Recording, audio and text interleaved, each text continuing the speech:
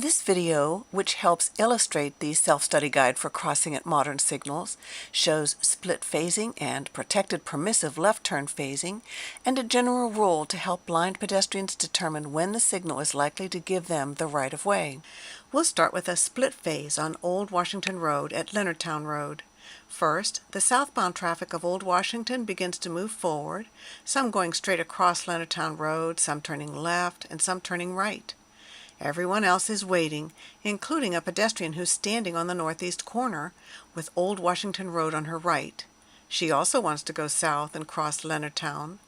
The traffic from Old Washington Road that has a green left arrow is turning left across her path and then traveling along Leonardtown Road. Now the southbound traffic stops and the northbound traffic on Old Washington Road begins to move forward, and the pedestrian starts to cross, going south from the northeast corner to the southeast corner. Some vehicles go straight across Leonardtown Road and some turn left. There are no vehicles turning right to cross the pedestrian's path, but if there were, they would have had to yield the right-of-way to her. After the traffic on Old Washington Road stops, the traffic coming from each direction on Leonardtown Road has a leading protected left turn. That is, vehicles in the left-turning lane coming from the east, as well as those coming from the west, have green arrows, and they're turning left, while all other traffic is stopped. Now those vehicles in the left-turning lane stop, and the traffic coming from the east, as well as the traffic coming from the west, are going straight through the intersection or turning right. The left-turning traffic now has permissive left phasing, so one of the cars that had been in the left turn lane from the east has moved into the intersection and is waiting for a gap in the traffic that's coming from the west. We'll compress the time a little bit.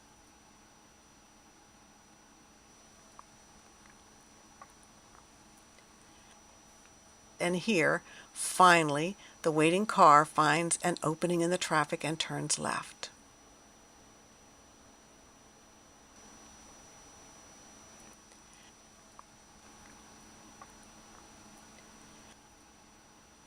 Now the cycle starts again with the southbound traffic of Old Washington beginning to move forward, some going straight across Leonardtown Road, some turning left, and some turning right.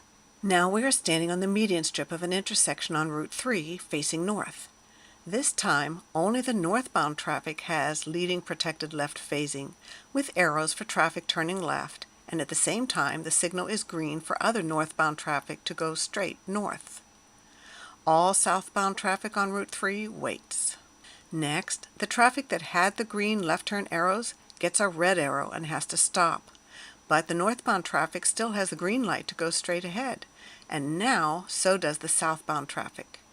We'll compress the time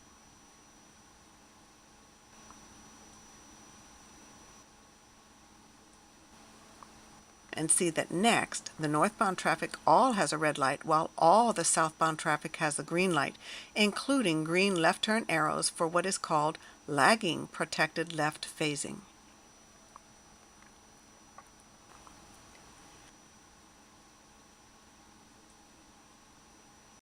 Now that we've seen the more common traffic timing patterns of split phases and protected left turns, let's think about how the pedestrians fit in here. Generally, they are allowed to cross when there is no traffic that has the right-of-way across their crosswalk, such as protected left turns. For crossings that have pedestrian signals, it's easy to know when they are allowed to cross because there will be a walk signal. But if you can't see and have no access to the walk signal information, how can you figure out when you have the right-of-way? A good rule to follow is to cross with a parallel straight-through traffic that is in the lanes nearest to you. That is, the lanes that run closest along your crosswalk for traffic going straight through.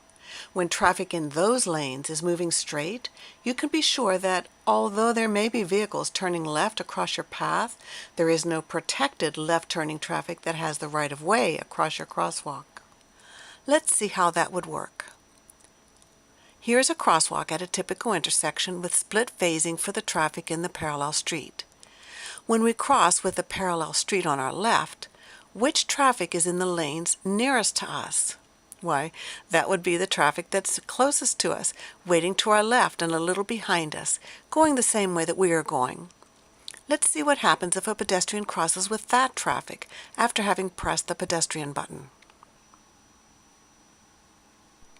As she starts to cross, one driver slows down and then turns right behind her as she completes her crossing, while the other traffic goes straight or to the left. Hey, that went well.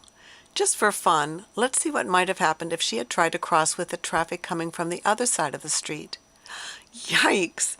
There are lots of vehicles turning left across her path. You can imagine what might happen if she had started to cross then.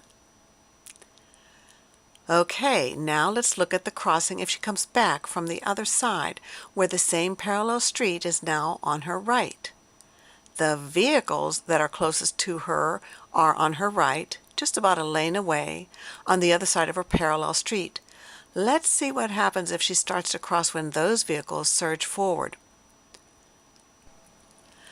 Uh-oh, I see trouble coming. She's on a collision path with those vehicles because they're turning left across her path. Yikes! And they're not waiting for her either. She can hear one of the drivers roll down his window and yell that the signal says, "Don't walk." All right, she's going to try it again from that same corner. Let's see if she can figure out a safer way to cross. She's pressed the pedestrian button and goes to the crosswalk. But this time she doesn't cross when the traffic near her on the parallel street to her right starts to pull forward. Wow, it's a good thing she didn't, because there's a long parade of cars turning left across her path. Apparently she does have a brain in her head after all.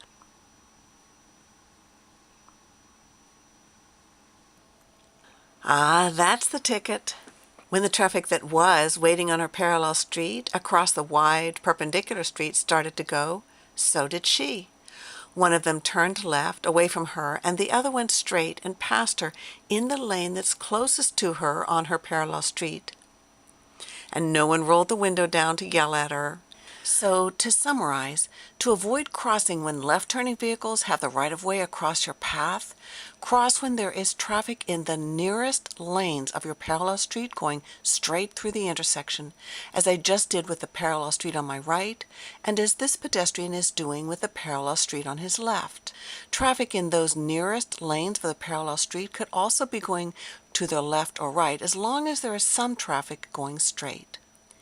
Some people assume that you have the right-of-way as a pedestrian as long as there is traffic on your parallel street going straight through the intersection, regardless of whether it's on the near or the far side of the parallel street, as shown here, where I'm facing south with the parallel street on my right, and I start to cross with straight-through traffic on the far side of my parallel street.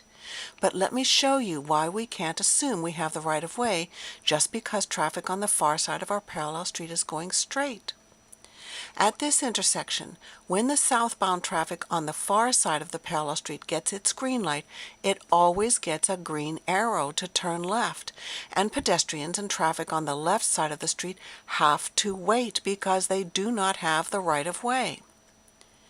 When there is no one in the left-turning lane when the southbound traffic gets the green arrow to turn left, the only traffic that's moving is going straight through the intersection on the far side of my parallel street. So if I start to cross with that straight-through traffic in this situation, I don't have the right-of-way. That means I could be surprised by a left-turning vehicle that has the right-of-way, as happens here. This time, that left-turning vehicle waits for me, but this time, it doesn't.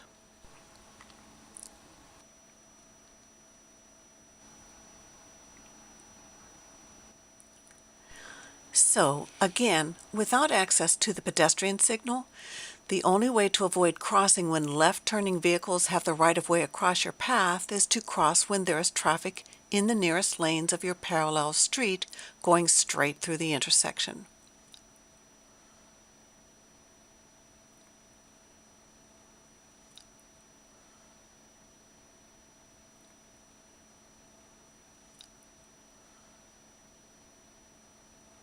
Be aware that there are situations where pedestrians don't have the right-of-way even when traffic in the nearest half of the parallel street is going straight through, such as at this intersection where right-turning traffic gets a green arrow for the first 20 seconds that the parallel traffic has a green light, and other situations where signals are coordinated and there will be enough time for vehicles to go straight through but not enough time for pedestrians to cross. So when you have access to the pedestrian signal, as is the case here, it is best to follow what it says rather than rely on general rules such as crossing with the traffic in the nearest half of the parallel street. For more information, go to the self-study guide, Crossing at Modern Traffic Signals, at www.sauerburger.org/DONA/signal.